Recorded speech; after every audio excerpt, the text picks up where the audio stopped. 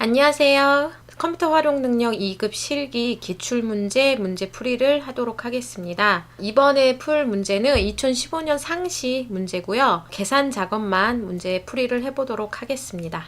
자, 문제를 보시면 1번 문제에서 분류가 식품인 제품의 판매 총액 합계를 구하라고 나와 있죠. 그러면 최종적으로 구하는 결과는 합계이기 때문에 SUMIF, COUNTIF, AVERAGEIF 중에서 SUMIF를 사용하면 됩니다. 자, 그럼 SUMIF를 이용해서 문제를 풀어볼게요. SUMIF를 적어주시고요. SUMIF는 첫 번째 인수가 조건 범위예요. 그러니까 조건이 분류가 식품인 이게 조건이기 때문에 조건 범위는 분류 전체를 잡으셔야 되는 겁니다. 그 다음에 두 번째 인수가 조건인데 조건이 식품인 거죠. 이 범위에서 식품인 거. 그럼 식품을 찍으셔도 되고 큰 따옴표하고 식품이라고 직접 입력을 해도 됩니다. 세 번째 인수는 합계를 낼 범위죠. 합계를 낼 범위는 판매 총액이니까 판매 총액을 전체 다 범위를 잡아주시면 됩니다. 자, 그래서 분류가 식품인 제품만 판매 총액을 합계를 낸 거예요. 자, 2번 문제를 계속해서 풀어보도록 하겠습니다. 자, 2번 보시면 판매량과 순위표를 이용하여 결과를 표시하시오. 순위표의 의미에 대해서 지금 나와 있고요. 그 다음에 함수는 이 함수를 사용하시오 그랬으니까 이 함수를 둘 다 사용을 해야 되는 거예요. 자, 그러면 문제를 한번 보도록 할게요. 지금 결과 판매량의 순위에 따라서 결과가 이렇게 달라진다는 뜻이겠죠? 자, 그러면 순위표가 가로로 지금 되어 있기 때문에 H로그업을 쓰라는 말이에요. H로그업을 입력을 해주시고 그 다음에 순위로 결과를 찾아야 되기 때문에 힌트가 되는 첫 번째 인수에 랭크를 입력을 해주셔야 됩니다. 자, 랭크는 지금 바로 옆에 있는 윤성철의 판매량을 찍고 그 값이 이 전체 판매량 중에서 이거 F4로 고정을 해주셔야 되겠죠? 중에서 몇 등이냐. 세 번째 인수를 쓰셔도 되는데 어차피 내림차순으로 구해지는 순이라면 그냥 인수를 생략하셔도 되죠. 여기서는 생략을 할게요. 두 번째는 힌트가 들어간 행부터 실제로 구할 값이 들어간 행까지 잡으시는 거죠. 지금 여기는 깔끔하게 두 행만 있습니다. 이것도 수식을 복사했을 때 변하면 안 되므로 절대 참조를 해주시고요. 결과를 우리가 찾는 거죠. 그러니까 1행이 아니라 2행이라고 알려주고요. 그 다음에 마지막으로 지금 1등은 최우수, 2등은 우수, 3등은 장려예요. 장려인데 일단은 정확히 일치로 할게요. 하고 엔터를 쳐보면 지금 이렇게 에러가 뜨죠.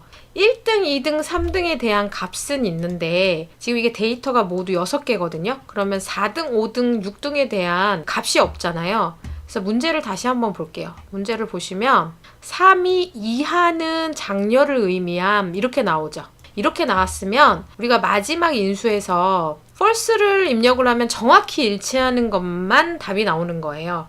근데 유사일치를 선택을 하시면 정확히 일치하지 않고 유사했을 경우 그러니까 얘가 지금 1, 2, 3등에 속하지 않고 이게 1등, 2등, 3등, 4등이에요. 그럼 4등이면 유사한 이 3을 찾아서 장려가 나오는 거예요. 답이. 자, 한번 볼게요. 지금 보시면 1등은 최우수 제대로 나왔죠. 2등은 우수 나왔죠. 그 다음에 3등은 장려 제대로 나왔어요. 자, 그 다음에 4등이 장려, 5등도 장려, 6등도 장려. 최대한 비슷한 거 찾아서 4, 5, 6등은 3이 가장 비슷하니까 유사한 이 3의 값을 찾아서 장려로 답이 나온 겁니다.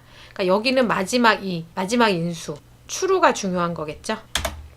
자, 계속해서 3번 문제를 풀어보도록 할게요. 자, 3번 문제를 보시면 가입일의 연도가 2013년이나 2014년이면 조건이 두 개예요. 근데 이게 이건하기 때문에 조건을 5월로 묶어주는 거예요. 그러면 초보 아니면 공백. 지금 if 문제죠. 가입일이 2013년이나 14년 이렇게 조건 두 개를 묶어야 되기 때문에 5월로 시작을 하겠습니다. 조건 부분을. 그리고 첫 번째 조건을 가입일을 찍어서 이게 2013이면 이러면 안 되죠. 뒤에는 연도만 있는데 앞에는 연월일이 다 있잖아요. 그러니까 앞에도 뒤하고 똑같이 연도만 추출을 해야 됩니다.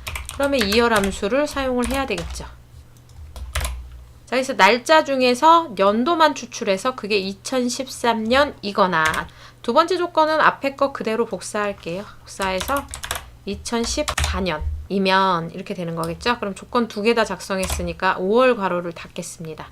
그래서 이 2개의 조건이 하나라도 만족하면 그 뜻이에요. 이 5월로 묶으면. 그러면 초보. 문자니까 큰 따옴표 해줘야 되겠죠? 아니면 공백.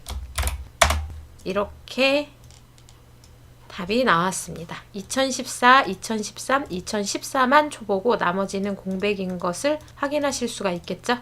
자, 계속해서 4번 문제를 풀어보겠습니다.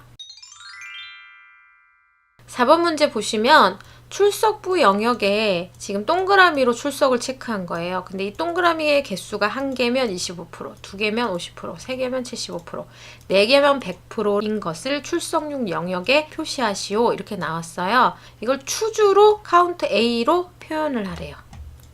일단 추주 함수는 앞에 있는 첫 번째 인수의 값이 1, 2, 3, 4 이런 숫자인데 이 값에 해당하는 밸류를 선택을 하는 거예요. 예를 들어서 이렇게 썼다 그러면 앞에 있는 인덱스 넘버가 2이기 때문에 두 번째 밸류인 나가 답으로 나오는 거고요. 만약에 3이면 세 번째 밸류인 이 다가 답으로 나와요. 그래서 이렇게 몇 번째 값을 선택하는 함수라서 추주 함수인데요. 이 부분에 대부분 함수가 들어갑니다. 1, 2, 3, 4로 나올 수 있는 함수들, 뭐 랭크 함수라던가 위크데이라던가 아니면 레프트, 라이트, 미드로 어떤 숫자 하나만 뽑아냈다던가. 근데 여기서는 카운트 A를 쓰라 그랬죠. 그러니까 이 자리가 카운트 A, 문자 숫자 상관없이 세주는 거죠. 대신 빈셀은 못 세는 함수죠. 그래서 빈셀을 제외하고 나머지가 몇 개인지 세는 함수인 카운트 A. 카운트 A도 개수 세는 거니까 뭐 1, 2, 3, 4 이런 숫자가 나오겠죠. 그래서 이 앞에 어떤 숫자냐에 따라서 첫 번째가 1이면 25%, 2면 50%, 3이면 75%, 4면 100%란 뜻이에요. 그럼 대충 어떻게 풀어야 되는지 감이 오시죠? 추주함수를 써주시고 첫 번째가 카운트 A. 지금 뭐를 세는 거예요? 1주부터 4주까지 범위를 잡으면 빈셀을 제외하고 세니까 그러면 동그라미 개수를 세는 거예요. 카운트 A가. 그래서 그게 1개면 25%. 25%는 숫자에 해당하기 때문에 큰 따옴표를 안 했습니다. 2개면 50%. 3개면 75%. 4개면 100%. 각각 이 앞에가 1이면 밸류 1에 해당하는, 이거 진하게 되어 있죠? 밸류 1에 해당하는 이 값. 2면 밸류 2, 3이면 밸류 3, 4면 밸류 4를 선택하게 됩니다. 자, 그래서 이렇게 답이 나왔는데요. 문제를 다시 한번 볼게요. 여기 지금 퍼센트로 표시하란 뜻이에요. 그러면 범위를 다 잡으시고 퍼센트를 눌러주셔도 되고요. 아니면 입력하실 때 여기 큰 따옴표를 다 입력하셔도 됩니다. 자, 마지막 5번 문제를 풀어볼게요. 자, 5번 문제 보시면 과일명 중 망고의 수입 횟수를 구하라는 건데 이 중에서 알맞은 함수를 사용하라 그랬죠.